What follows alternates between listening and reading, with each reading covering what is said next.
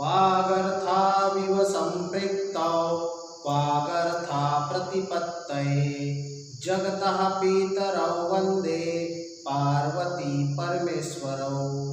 सर्वेभ्यः नमो नमः। सुप्रभातम्।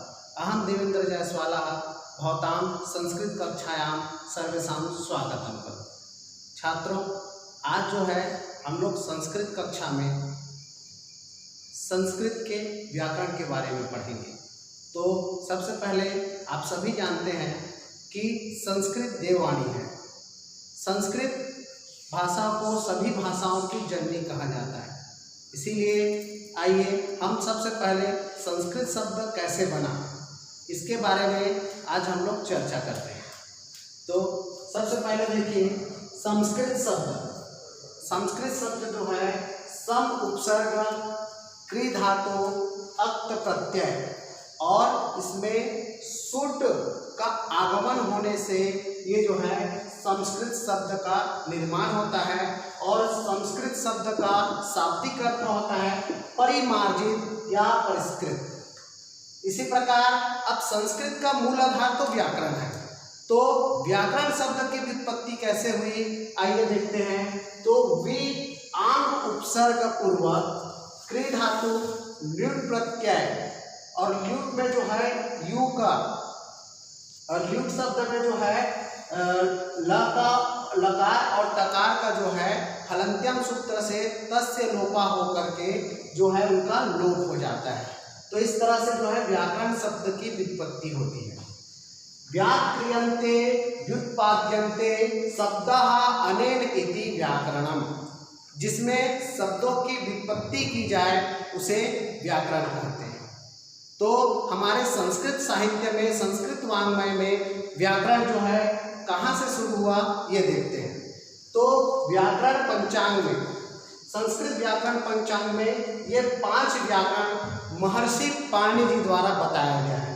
जिसमें सबसे पहला होता है अष्टाध्यायी सूत्रपाठ, जिसमें 3978 सूत्रों का विवेचन बताया गया है।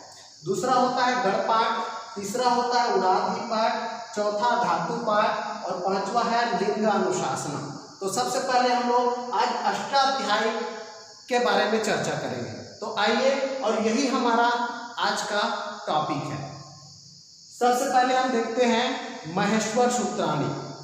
अष्टाध्यायी प्राचीन समय में ऐसा कहा जाता है कि भगवान शिव जब जो है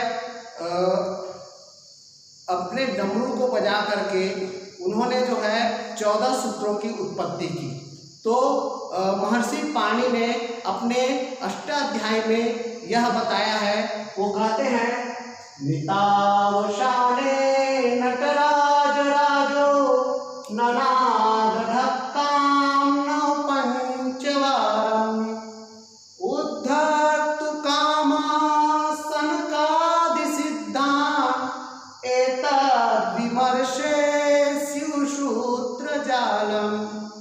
इसका तात्पर्य है कि भगवान शिव नित्यावसाने अर्थात नृत्य करने अर्थात तांडव करने के बाद वो जो है यहाँ पर नटराज राजो ये भगवान शिव के लिए बोला गया है। अपने नृत्य अवसान के बाद वो जब अपने ननाद मतलब ध्वनि से, किसकी ध्वनि से, ढक्काम मतलब कहा जाता है डमरू, एक वाद्य यंत्र होता है, उसको वो अपने वाद्य यंत्र को जो है 9 पंचवारम 9 5 अर्थात 14 बार जब वो अपने डमरू को बजाते हैं, किस लिए बजाते हैं, सनकादि सिद्धांत, सनक आदि जो मुनि हैं उनकी सिद्धि के लिए, उनके उद्धार के लिए, उद्धर्तु कामम, इसके लिए जब वो 14 बार अपने डमरू को बजाते हैं तो उस डमरू की ध्वनि से एक एतद् विमर्शे शिव सूत्र जालम, तो 14 बार की जो ध्वनि से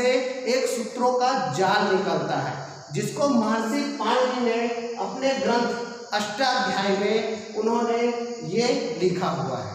तो आइए देखते हैं ये सूत्र जो उनकी ध्वनि से, डमरू की ध्वनि से जो सूत्र निकले हैं वो ये है। सबसे पहला अ इ उ ड़, रि लि क, ए ओ ग, ऐ और च, ह य व र ट ल ड़ य म ग ड़ न झ भ य घ र ध श ज ब ग र द श ख फ छ ठ थ च ट त व क प य श स स र ह ल। ये वो जो ध्वनियों को सुन करके महर्षि पाणि ने अपने शास्त्र में उसको सूत्र में निबद्ध किया है और यही वो सूत्र हैं जिससे संस्कृत व्याकरण की उत्पत्ति हुई, वर्णमालाओं की उत्पत्ति हुई। तो इसी सूत्र से महर्षि पाणि ने अपने शास्त्र में इसी सूत्रों के माध्यम से उन्होंने 42 प्रत्याहार का निर्माण किया है। तो उनके एक सूत्र हैं जिसमें आदिर अंतेन संहिता, ये अष्टाध्याय के प्रथम अध्याय का प्रथम पाद का जो है 71वां सूत्र है, जिसमें वो बताते हैं कि आदि अंत, आदि अर्थात प्रथम वर्ण और सूत्र के अंतिम वर्ण से के साथ मिलकर के हम प्रत्याहार का निर्माण करते हैं। ठीक उसी प्रकार जैसे हाथ देखिए अ ड़ा, इसके अंतर्गत में आ ई उ, आ का, आ ई उ री ली, आ गा, आ ई उ री ली ए ओ। इसी प्रकार वो यहाँ तक आपका आ ल, यहाँ तक वो पूरे सूत्रों का इस प्रकार 42 सूत्रों का वो प्रत्याहार करते हैं। और आइए देखते हैं इसी में हमारे जो वर्णमाला जो हम पढ़ते हैं वो इसी सूत्र से बना हुआ है, इसी के अंदर समाहित है।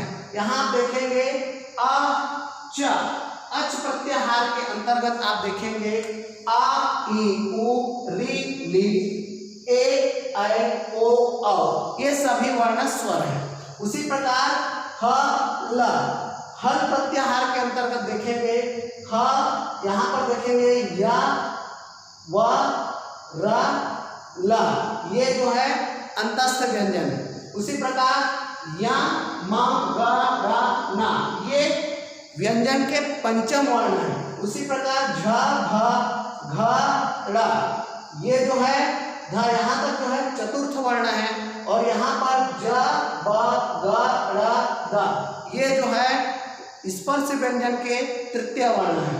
यहाँ से देखिए आप ख फ छ ट थ, यहाँ तक जो है वर्णमाला के द्वितीय वर्णों को बताया गया है। च ट त